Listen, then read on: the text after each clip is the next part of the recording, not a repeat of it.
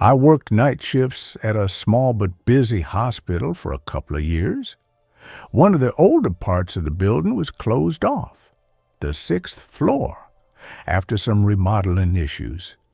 It hadn't been renovated yet, so no patients or staff were supposed to be up there. No lights, no security cameras, just darkness and old hospital rooms.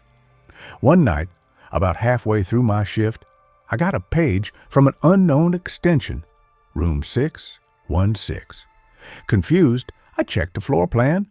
Room 616 was on the closed sixth floor. I thought it had to be a glitch. The system wasn't perfect, but I told the charge nurse anyway. She laughed and said, "Maybe it's a ghost patient wanting their meds."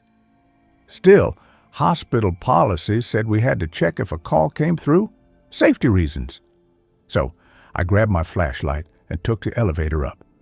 When the doors opened, it was pitch black. I mean, absolutely no light.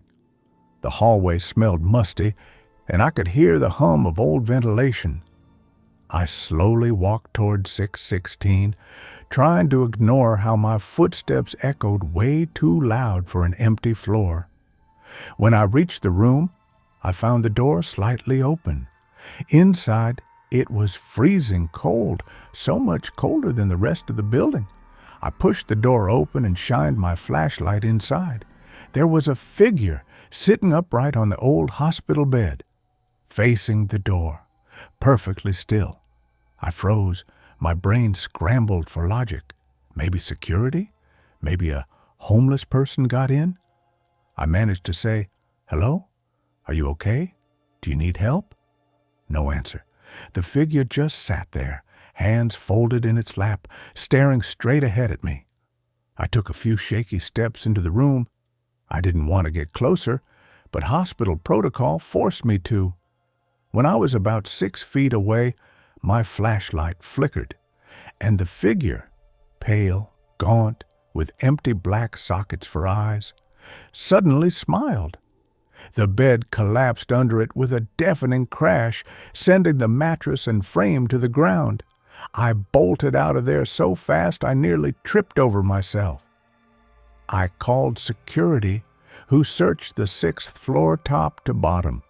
They found no one. They told me that the sixth floor had been completely cleared out months ago. Even the beds had been removed. There was no bed in room 616 anymore. And yet, somehow, someone had called from that exact room that night. The weirdest part? The page I got? When I checked the system, they said the call had come from inside the nursing station on the sixth floor. There was no phone there anymore. I quit a month later. I still won't even drive past that hospital at night.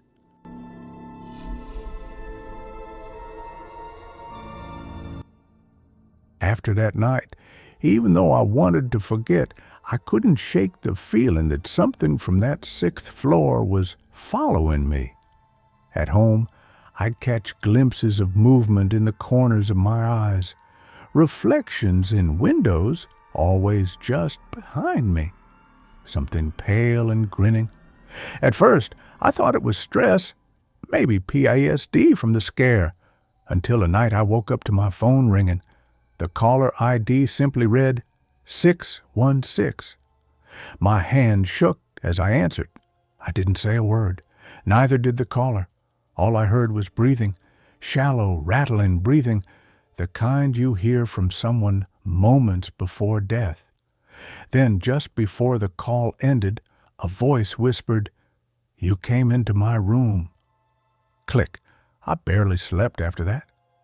The next night, at work, I kept my head down. I had been moved to a different floor, the second floor, but every so often I'd feel cold spots around me, even when no one else noticed.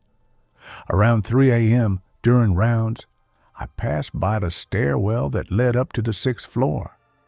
Out of instinct, I glanced up through the glass of the stairwell door. At the top of the dark staircase, standing motionless under the emergency light, was the same figure, thin, smiling, waiting. I turned and power walked away, telling myself not to look back.